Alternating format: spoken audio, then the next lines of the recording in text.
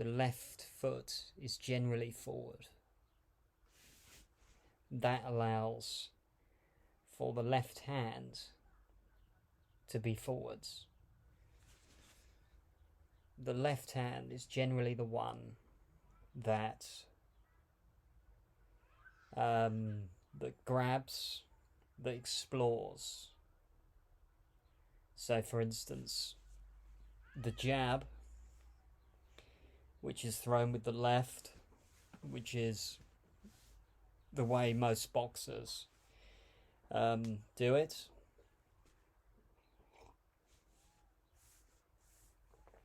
Is generally thrown with the left. There are exceptions. There's southpaw, where the right hand leads, but in general that's the way it works.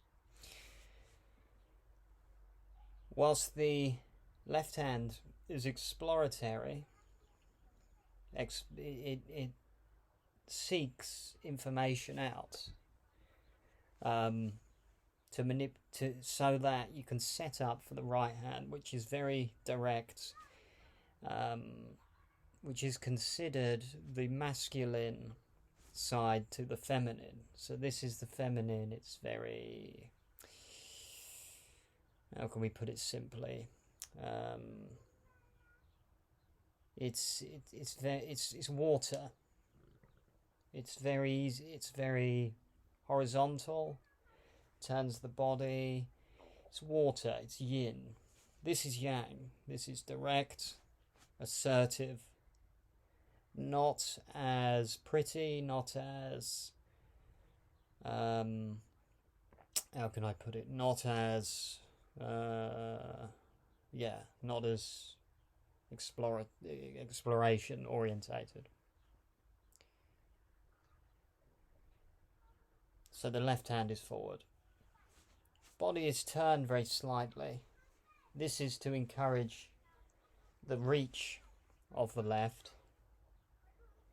and the pullback of the right, so that you can actually, from a charged position, leap forwards. I don't mean leap as jump, I mean in terms of turn. If you're just square, there's no rotation, there's no torsion or anything. The chest, now obviously you don't want to be like that, upright. However, the chest is slightly elevated because actually, if it's descended or too concave, it's difficult to draw the breath in with the lungs slightly condensed. So there is a defensiveness of the shoulders which rounds them off a bit. However, it's also a lift of the chest. So there's at once a lift as well as a tucking of the chin to protect the chin from damage and also to activate the neck, because without the neck there's no strength in the jaw and there's no energy in the shoulders or travelling to the brain to enhance perception. The neck is very, very important, under-recognised in terms of importance, but nonetheless, it's absolutely vital. So there's a lifting of the upper body. You should feel a buoyancy and ease of movement, whether you're punching. Now I'm doing this sitting. I'm actually moving across the base of the spine. As though I were sitting on my own legs. So that's an exercise that can be done. The hips are lifted, but also they're grounded. This takes some getting used to, the idea of actually lifting the hips up to activate them, as well as being quite in touch with gravity, because that's where the power comes from. You don't want to be pulled down by gravity, but you do want to have that solid base so that you're stable yet buoyant. The stance is felt intuitively rather than mechanically being exactly right. Because if I said to you, you should stand like this, there should be a 45-degree angle, all this kind of thing, then that doesn't allow for the fluidity of the unexpected. Importantly, you can't be too sure of how exactly you should be standing. The reason being, because if you know how you should be standing exactly, then the opponent will be able to read that, and it won't be difficult to work out. Whereas if you're not focused on those details and you're simply sensing where your body should be, as though you weren't concentrating on the superficial, then it'll be very difficult for the opponent, or anybody in fact, to be able to read what you're doing next because you hadn't planned it in advance. That doesn't mean you act mindlessly. It just means that you don't act superficially. That's the key. The hands are free. Generally, they're not fixed. They protect this area, as does the shoulder. However, they're not like that, or just static. They're always ready to grab, ready to punch, ready to push away, ready to shift the weight this way, that way. It's always fluid. It's never rigid. The secret really is to pay attention to that fluidity, without making it erratic. There's nothing wasted in movement. However, because there's no unnecessary movements, that doesn't mean there's just standing there and then suddenly moving. There's always a flow. There might be an external stillness, but there's still an intensity that I feel, that you should feel when moving around. It's not a case of being still and nothing happening. Stillness implies greater attention inside. Agitation is preoccupation with the details going on outside. That's the key. Obviously, in a stressful situation, you're likely to be fixating like a cat in the headlights at all sorts of distractions. However, this can be very counterproductive.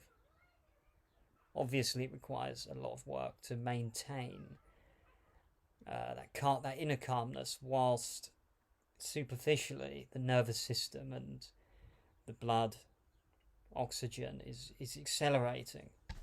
But it's key not to identify with that, even if it's going on. So if that stress is running through the system, the key is not to actually identify exclusively with that.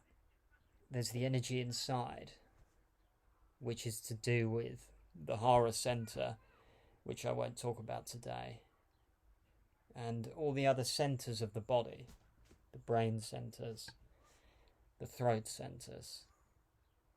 I'll talk briefly about the throat center, because if you don't if for an exercise you were to just listen inside, you could close your eyes first.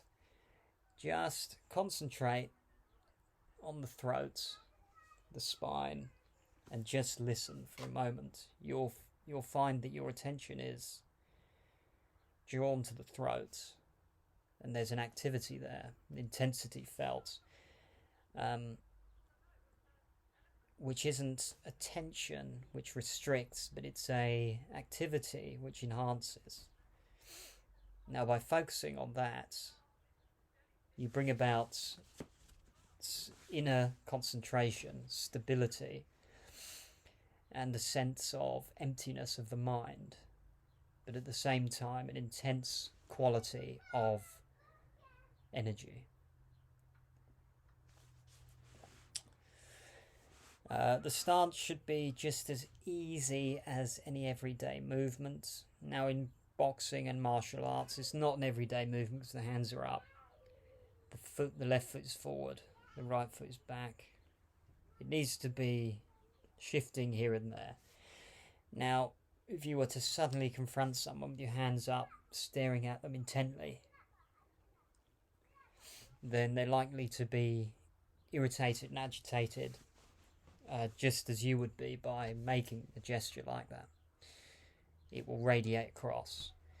Whereas if you feel this inner sense of calm, harmony, tranquility, even if there's an intensity to it, which is ready for action and self-defense, then that will also diffuse a great majority of situations which would otherwise blow up in your face.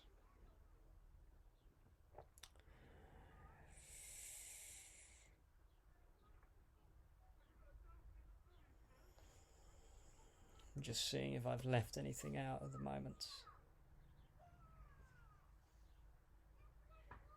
All these stances, whether they're boxing, whether they're wrestling, whether they're anything,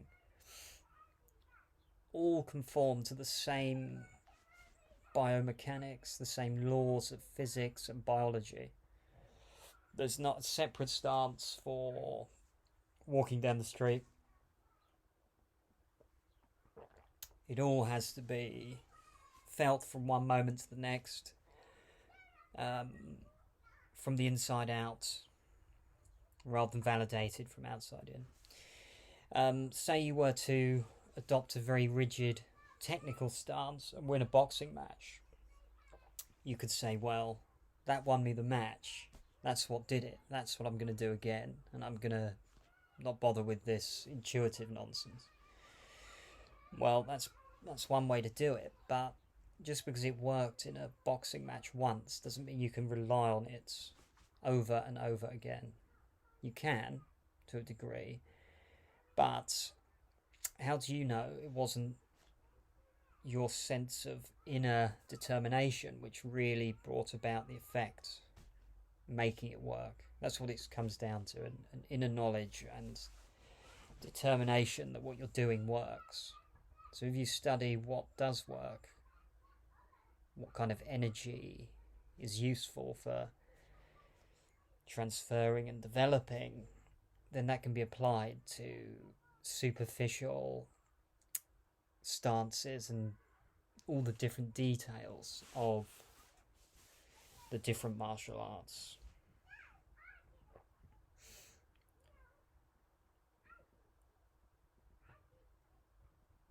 The golden thread.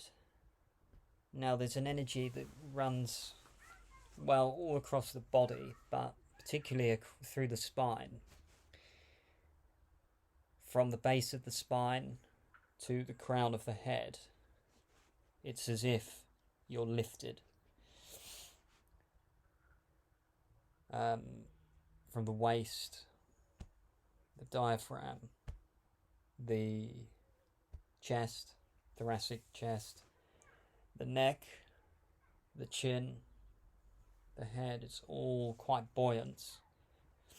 This gives you a lightness, but also a groundedness because it's from the base up.